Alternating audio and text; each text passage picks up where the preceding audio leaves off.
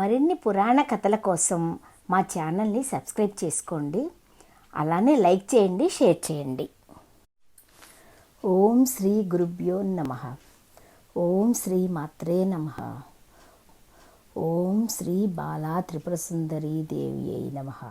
మాఘపురాణము 12వ అధ్యాయము. శూద్ర దంపతుల కథ. వశిష్ఠ మహర్షి దిలీపునితో, మహారాజా, మరొక కథ వినుము. సుమందుడు అను శూద్రుడు ఒకడు ఉండేవాడు. అతడు ధనధాన్యాదుల సంపాదనకై మిక్కిలి ఇష్టం కలవాడు. వ్యవసాయం చేస్తాడు, పశువుల వ్యాపారం చేస్తాడు. ఇవి చాలక వడ్డీ వ్యాపారం కూడా చేస్తాడు. ఎంత సంపాదించినను ఇంకనూ సంపాదించలేకపోతున్నామే అని విచారించేవాడు. వాని భార్య పేరు కుముద. ఆమె దయావంతురాలు. ఒకనాటి రాత్రి శుచివ్రతుడు అను బ్రాహ్మణుడు వాళ్ళ ఇంటి ముందుకు వచ్చి, అమ్మా, నేను బాటసారిని, బాగా అలసిపోయాను. చలి చీకటి ఎక్కువగా ఉంది కనుక ఈ రాత్రికి మీ ఇంట పడుకునే అవకాశం ఇవ్వు, ఉదయాన్నే వెళ్ళిపోతానమ్మా అంటూ కుముదని అడిగాడు. ఆమెయు వాని స్థితికి జాలిపడి పాపం అంగీకరించి, అలాగే అని ఆమె అదృష్టమో లేక ఆ బ్రాహ్మణ అదృష్టమో కానీ యజమాని సుమందుడు వడ్డీని తీసుకున్నట్టుగా గ్రామాంతరం వెళ్ళిపోయాడు. కుముద ఆ బ్రాహ్మణుడికి గొడ్ల చావిడిలో ఒక చోట బాగు చేసి ఒక కంబళి కప్పుకోవడానికి ఇచ్చి పాలను కూడా ఒక గ్లాస్ ఇచ్చింది. ఆ బ్రాహ్మణుడు ఉదయాన్నే లేచి హరినామస్మరణ చేయించు శ్రీహరి కీర్తనలు పాడుచున్నాడు.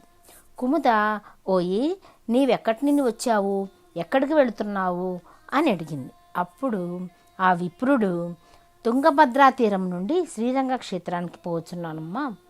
మాఘమాసమున నదీ స్నానం చేయటం చాలా పుణ్యము, అందుకై ఇట్లు వచ్చాను అని సమాధానం చెప్పాడు.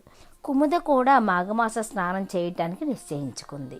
అయితే తన అభిప్రాయం ప్రకారం బ్రాహ్మణుడితో సహా సంతోషంగా అంగీకరించి నదీ స్నానానికి వెళ్ళారు. వెళుతుండగా భర్త ఎదురొచ్చాడు. భర్తకి కుముద చెప్పింది, నదీ స్నానానికి వెళ్ళి వస్తానని. అయితే ఆ సుమందుడు నదీ స్నానం అనారోగ్యం, పూజకు అనారోగ్యానికి ధనం వృధా అయిపోతుంది అని చెప్పేసి అడ్డగించాడు. కుముద భర్తకు తెలియకుండా బ్రాహ్మణుడితో నదీ స్నానానికి వెళ్ళిపోయింది. సుమందుడు భార్యను వెంబడించి నదికి పోయాడు. నదిలో స్నానం చేయించిన ఆమెను కొట్టబోయి నదిలో పడి శరీరాన్ని తడుపుకున్నాడు. ఈ విధంగా ఆ దంపతులకు మాఘమాస స్నానము నదీ స్నానం అయిపోయింది, పుణ్యం కూడా కలిగింది. సుమందుడు భార్యని తిట్టుచూ కొట్టుచూ ఇంటికి తీసుకొని వచ్చాడు. ఆ బ్రాహ్మణును స్నానం చేసి దేవతార్చన చేసుకొని తన దారిని తను వెళ్ళిపోయాడు. కొంతకాలానికి సుమందుడు వాని భార్య ఇద్దరు మరణించారు.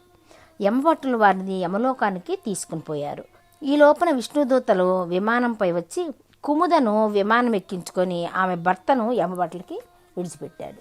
అప్పుడు ఆమె, విష్ణుదూతలారా, నా మాటను వినండి. నా భర్త చేసిన పాపములకు ప్రతిఫలముగా యమలోకములకు తీసుకొని పోబడుతున్నారు. అతని భార్యనగు నేనును వానికి భయపడి ఏ పుణ్యకార్యము చేయలేదు. అందువలన నేను నా భర్తతో పాటు యమలోకానికి పోవలసి ఉంది. మరి నన్ను విష్ణులోకానికి ఎందుకు తీసుకొని వెళ్తున్నారు అని అడిగింది. అప్పుడు విష్ణుదూతలమ్మ, నీవు దుష్టుని భార్యవై వాని సహధర్మచారిణిగా నరకానికి పోవలసి ఉన్నను. నీ భర్త దుష్కార్యములతో నీకెట్టి సంబంధమును లేదు. నీ భర్త చేయి చెడు పనుని నీకిష్టం కాకున్నను భయము వలన కానీ పతిభక్తి వలన కానీ నీ భర్తకు ఎదురు చెప్పలేదు. కానీ మనసులో వాని పనులకు నీవు వ్యతిరేకివి.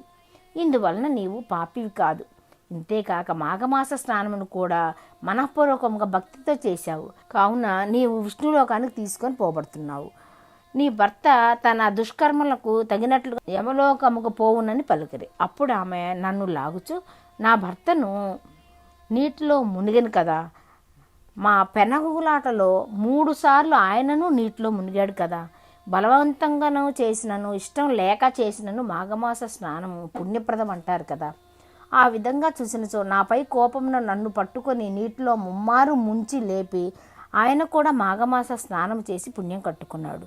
మరి ఆయన నాతో పాటు విష్ణులోకానికి రావాలి కదా అనగా విష్ణుదూతలు ఆమెకి సమాధానం చెప్పలేకపోయారు.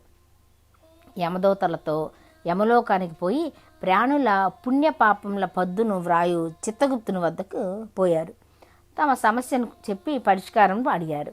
అప్పుడు చిత్రగుప్తుడు సుమందుని పుణ్యపాపముల పట్టికను చూచాడు. సుమందుని పట్టికలో అన్నీ పాపములే. కానీ మాఘమాసమున నదిలో స్నానము చేయుచున్న భార్యను కోపంతో కొట్టబోయిన నదీ జలమును పడటం వలన నీటిలో మునుగుచున్న ఆమెను పట్టుకొని తీరమునకు తీసుకొని రావాలేనని ప్రయత్నమున నీటిలో పలుమార్లు మునిగి తేలుట వలన ఇతడు కూడా ఇష్టం లేకున్నను బలవంతంగా మాఘమాసమున నదిలో పలుమార్లు మునుగుటచే వీని పాపాలు పోయి విష్ణులోక ప్రాప్తిని పొందవలసి ఉన్నదని నిర్ణయించారు. విష్ణుదూతలు కుముద తెలివితేటలకు ఆశ్చర్యపోయారు.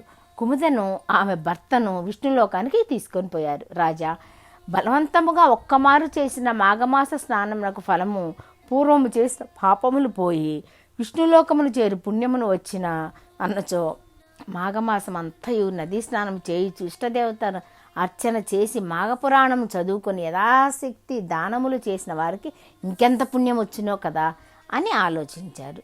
మానవుడు తెలిసి కానీ తెలియక కానీ బలవంతంగా దుష్కార్యములు చేసి పాపమును పొందినను అట్లే పై విధముగా చేసిన సత్కార్యమును పుణ్యమును ఇచ్చును. విచారింపక కర్మ పరంపరాగతమైన మానవ జన్మ దుఃఖభూయిష్టము, పాప బహుళము. ఇట్టి వారికి చెడు కార్యముల యందు ఆసక్తి లేదా చెడు పనులు చేయు వారితోనూ సాంగత్యం కలుగుట సహజము. తప్పనిసరైన పాపకార్యములకు దూరం కాలేని వారు సత్సాంగత్యమును పొందవలెను. అది సాధ్యం కానిచో సత్కార్యములు చేయు వారితో కలియుటకు ప్రయత్నించాలి. తన పనులకు 100 వదిలి మాఘమాస స్నానమును చేయవలెను. అట్లు కాక స్నానము, పూజాదానము లేక కేవలం ప్రాణయాత్ర నడిపిన అధముడు నరకమును చేరును. మాఘమాసమున ఒక దినమైనను స్నానము, పూజ, పురాణ శ్రవణము, దానము యథాశక్తిగా పాటించినవాడు పైన చెప్పిన కుముద సుమందుల వల్ల విష్ణులోకానికి పోతారు.